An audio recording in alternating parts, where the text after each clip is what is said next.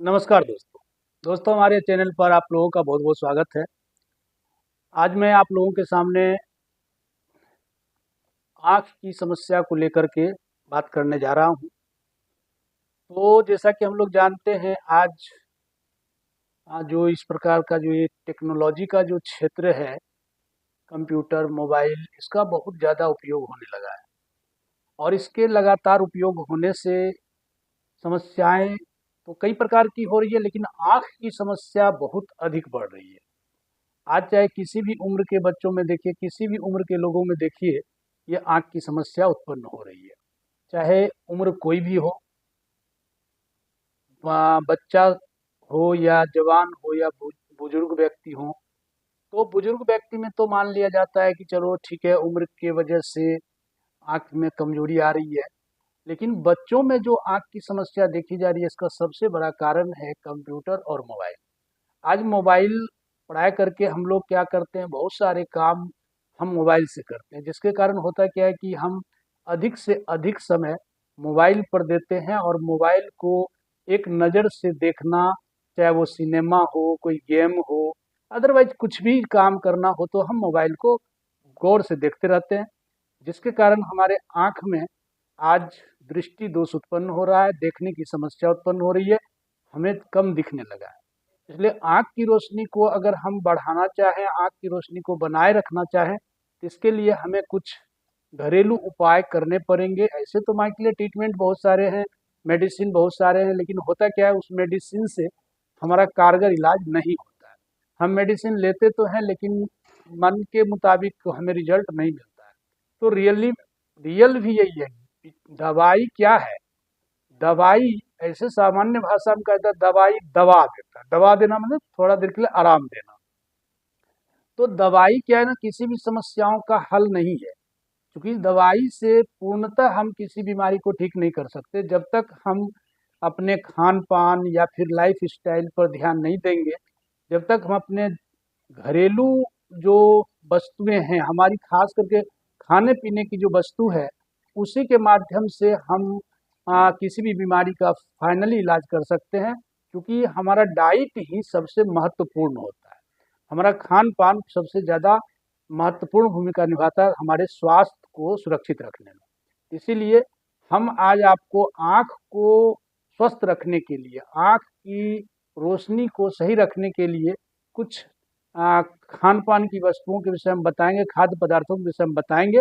इसलिए आप वीडियो में अंत तक बने रहें और ध्यानपूर्वक देखें कि सबसे पहले तो हम लोग जानते हैं कि हमारे आँख में जो रोशनी की कमी होती है, इसके क्या क्या कारण हो सकते हैं, क्या क्या वजह होती है कि हमारे आँख में रोशनी की कमी हो जाती है।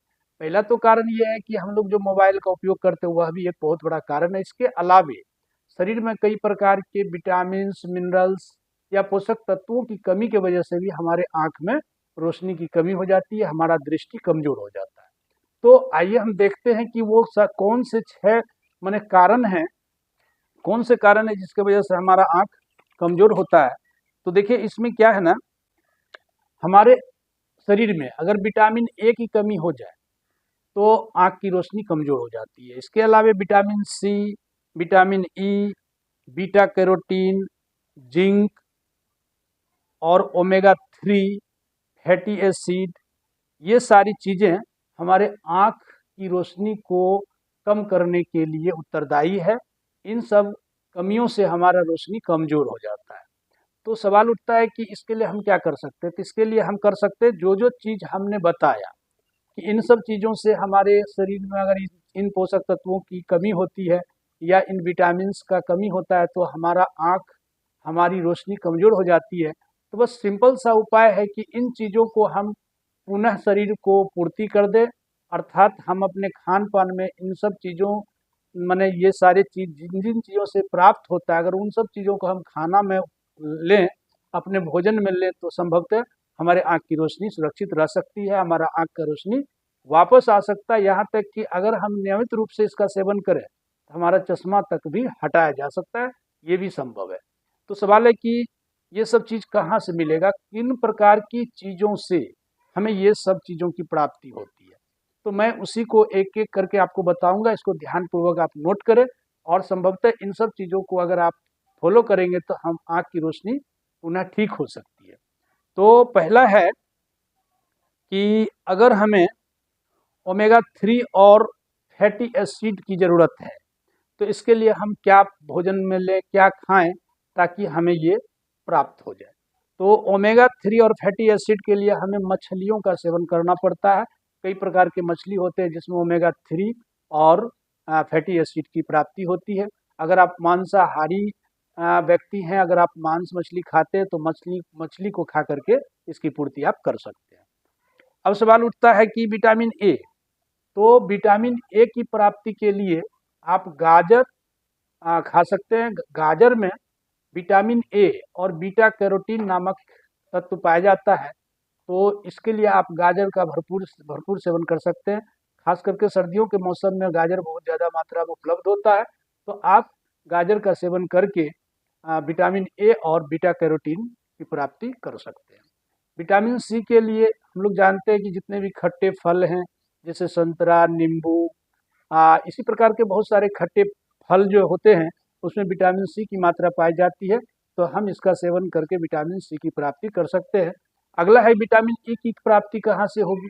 विटामिन ई के लिए आप बादाम और सूरजमुखी का जो बीज होता है इसके लिए इसको भोजन में अगर शामिल करेंगे तो आपको विटामिन ई की प्राप्ति होगी। विटामिन ई जो है एंटीऑक्सीडेंट होने के कारण यह आँख के साथ साथ हमारे चेहरे की सुंदरता को बढ़ाता है। अगला पॉइंट है आप पालक, पत्ता गोभी, फूल गोभी या हरी पत्तीदार सब्जियों में क्या होता है ना कि ल्यूटीन और जेक्सेथिन नामक एक पदार्थ पाया जाता है जो आँख में पाए जाने वाले मैक्यूला की सुरक्षा करता है। और मैक्यूला क्या है ना कि हमारे तेज दृष्टि और साफ साफ देखने के लिए जरूरी है, तो आँख में वो मैक्यूला पाया जाता है। इसी मैक्यूला को के क्षतिग्रस्त हो जाने से हमें साफ साफ दिखना बंद हो जाता है और हमारी दृष्टि कमजोर हो जाती है। तो इस लेकर के हम पालक, हरी पत्तीदार सब्जियां या फूल गोभी या पत्ता गोभी इसका अपने भोजन में इसे शामिल करके इन सब अपने मैक्यूला को सुरक्षित कर सकते हैं, अर्थात इससे हम अपनी आँख की रोशनी को तेज कर सकते हैं।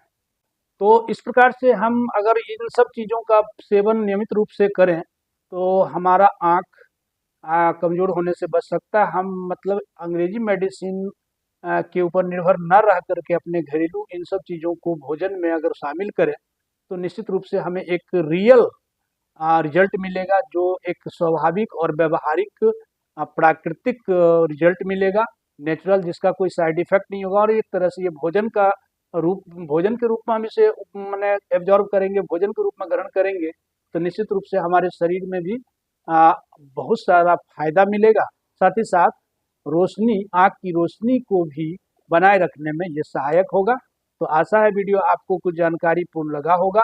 अगर वीडियो अच्छा लगा हो तो एक लाइक जरूर करें और वीडियो को अधिक से अधिक शेयर भी करें, और साथ ही साथ वीडियो को सब्सक्राइब भी कर लें ताकि इस तरह की वीडियो आपको लगातार मिलता रहे।